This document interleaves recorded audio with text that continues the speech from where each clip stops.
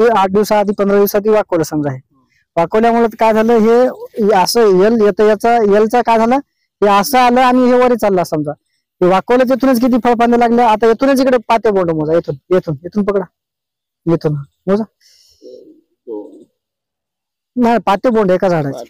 या फांदीचे घ्या पहिले. 4 5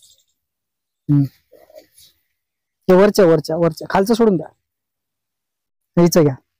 6 7 8 9 10 11 समोर 12. 12. हा, आता हे वरचा शेंडा घ्या. हे हे हे शेंडा तुम्ही घ्या, हे मी मोजतो. हे याच मोजा तुम्ही. 1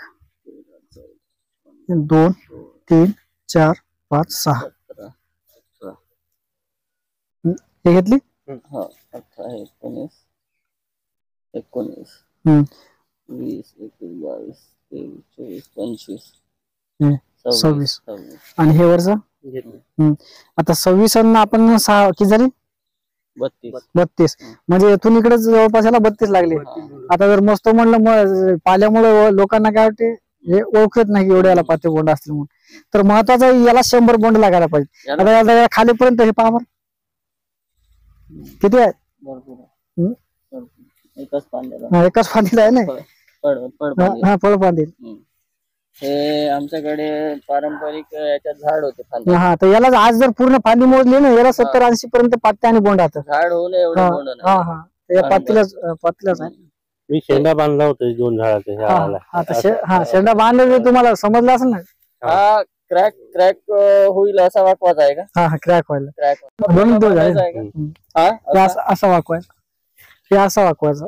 खुडतो की नाही आपण, खुडल्यामुळे काय होते, पोरे जाणारे जे फळपांदे येतात ना जास्त. पण हाईट आहे महत्वाची आहे. जर 7-8 फूट झाला तर शेंडा बांधायला इजत नाही येत. 5 फूट हाईट असताना 4.5 फूट असताना बांधायचं.